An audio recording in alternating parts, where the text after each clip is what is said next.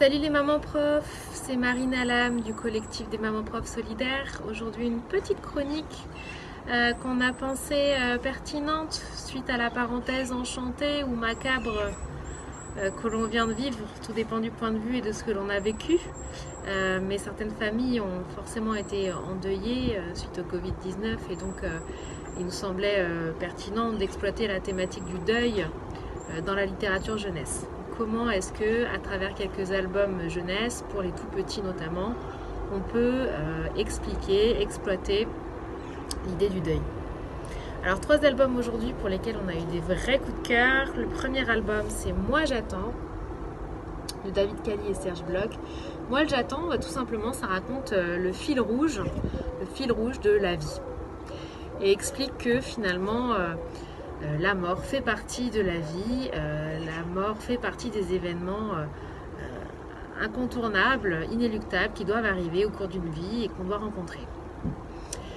Donc c'est une manière poétique et distanciée finalement d'évoquer le sujet de la mort.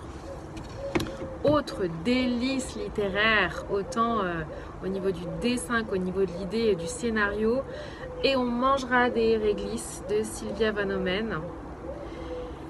Alors là, qui traite du thème de la crainte de se séparer, la peur de la séparation, se séparer d'un ami, se séparer d'un proche au moment de la mort. Est-ce que cette séparation est définitive? Est-ce qu'il y a un après? Et comment est-ce qu'on peut imaginer cet après? Alors le scénario de ce livre est très intéressant parce qu'en fait, déjà, elle utilise des animaux pour incarner des enfants, un peu comme La Fontaine le faisait dans ses fables. Donc ça dédramatise un petit peu l'enjeu, ça permet de prendre du recul par rapport à une situation qu'on va tous connaître, y compris nos enfants. Et puis surtout, elle ouvre le champ de toutes les perspectives possibles, elle ouvre le champ de tous les imaginaires possibles, en ouvrant des pistes, mais sans jamais fermer de conclusions ou fermer d'hypothèses. Donc qu'est-ce qui se passe après? Qu'est-ce qu'on peut imaginer qu'après? Après la mort, il se passe, est-ce qu'on est les mêmes, est-ce qu'on change, est-ce qu'on rencontre les personnes qu'on connaît, est-ce qu'on en rencontre d'autres? C'est autant de possibilités qu'elle exploite avec beaucoup de talent.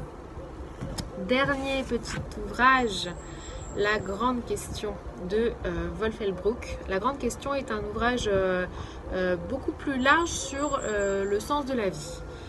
Qu'est-ce que ça veut dire d'être au monde? Pourquoi est-ce qu'on est là? Est-ce qu'on a tous une bonne raison d'être là? Et elle saisit notamment le thème de la mort sur cette double page où elle fait parler la mort et elle lui demande donc pourquoi es-tu là? Et la mort lui répond mais toi tu es là pour aimer la vie. C'est une belle réponse aussi à ce sujet. Voilà, on espère que ces 3 ouvrages vous auront plu. Et puis qu'on aura d'autres occasions de vous faire découvrir des merveilles. À bientôt!